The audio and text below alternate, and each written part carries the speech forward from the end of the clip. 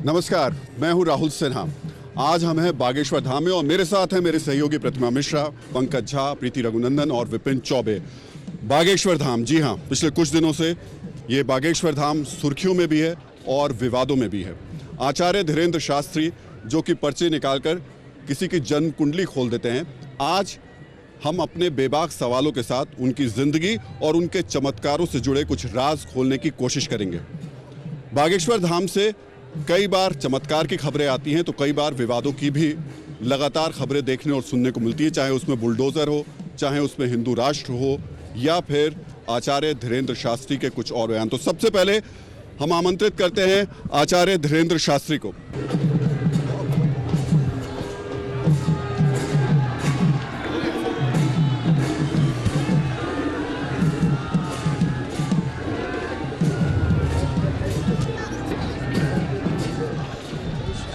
जय श्री राम। शास्त्री जी, आपके भक्त यहाँ पर हैं, बालाजी के कुछ कहना चाहेंगे आप? बालाजी के भक्त हैं सभी। जय श्री राम, सबको सीताराम। सब लोग ठीक हो? बहुत इंतजार हुआ, क्षमा प्रार्थना। बैठिए शास्त्री जी, ये आपका माइक है शास्त्री जी, आप लोग बैठिएगा। चलिए, तो आज हम आचार्य धीरेन्द्र शास्त्री से कई सवाल करेंगे। उन सवालों में कुछ ऐसे तीखे सवाल भी होंगे जो उनके ऊपर आरोप लगाए जाते हैं, उसको लेकर के कुछ उनकी ज़िंदगी से जुड़े हुए सवाल भी होंगे। सवालों का सिलसिला शुरू करें उससे पहले मैं आपको थोड़ा फॉर्मेट बता देता हूं कैसे रहेंगे। मेरे 4 सहयोगी मेरे साथ में हैं, एक एक करके आप लोगों की पर्ची निकालते हैं। हमने भी आज आपकी पर्ची निकालने की देखी तैयारी की है ये लेकर आए हैं हम। तो इसमें मुद्दे लिखे हुए हैं, सवाल लिखे हुए हैं। पहले तो आपसे पूछ लेंगे, अगर आपको पता है उसमें क्या लिखा है तो अलग बात है, नहीं तो हम अपने आप ही पूछ लेंगे आपसे सवाल। और उसके बाद में कुछ ऐसे आरोप भी हैं जो कि लगातार आपके ऊपर लग रहे हैं। उन आरोपों का सिलसिला शुरू करें अपने सहयोगियों के साथ। पहला आरोप मैं ही आपके ऊपर ले लेता हूं। हम यहाँ पर आए और जहाँ जहाँ आपके बारे में सुना और देखा, आप एक धर्मनिरपेक्ष, पंथ निरपेक्ष राष्ट्र को हिंदू राष्ट्र बनाने की कोशिश में लगे हुए हैं। क्यों?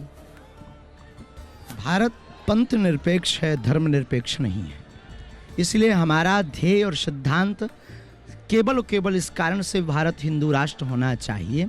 बार बार जातिवाद की वैमनस्यता, बार बार जातियों की कुरीतियाँ फैलाना, भारत के अंदर असामाजिक तत्वों के द्वारा भगवान राम की यात्रा पर पत्थर फेंकना, पालघर के संतों को बर्बरता निर्दयता के साथ मारना, रामचरितमानस जो हमारे भारत का एक ऐसा आधार है, भगवान राम यहाँ के कण-कण में व्याप्त हैं, उन भगवान राम की जीवन गाथा जिस पवित्र पावन ग्रंथ रामचरितमानस में लिखी, उसकी प्रतियां जलाना, ऐसी परिस्थिति में भारत को हिंदू राष्ट्र बनाना ही आवश्यक है। तभी भारत की यह अंदर की लड़ाई शून्य हो सकती है। शास्त्री जी, आप तो लोगों को प्रवचन देते हैं, काम, क्रोध, मोह, लोभ सब कहते हैं कि अपनी इंद्रियों को वश में करके रखो।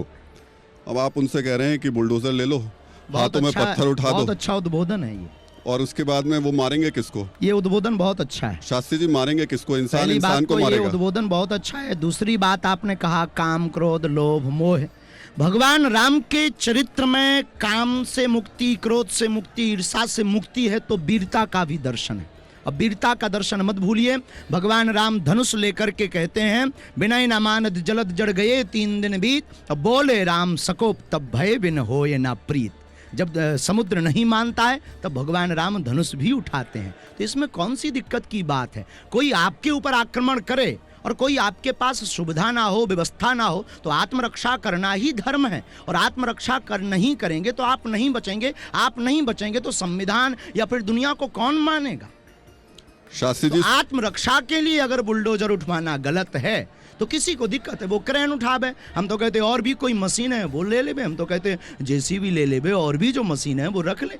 आत्मरक्षा के लिए हमारा ये पूर्ण अहिंसात्मक बयान है, इसमें हिंसा को किंचित मात्र भी स्थान नहीं। रही बात चढ़ाने की, आप ये कहेंगे किनको मारेंगे, हम मारने की बात नहीं कर रहे। शास्त्र और शस्त्र दोनों में एक डंडे का फर्क है। हमारा सनातन का शस्त्र और सनातन का शास्त्र मारना नहीं, झुकाना सिखाता है।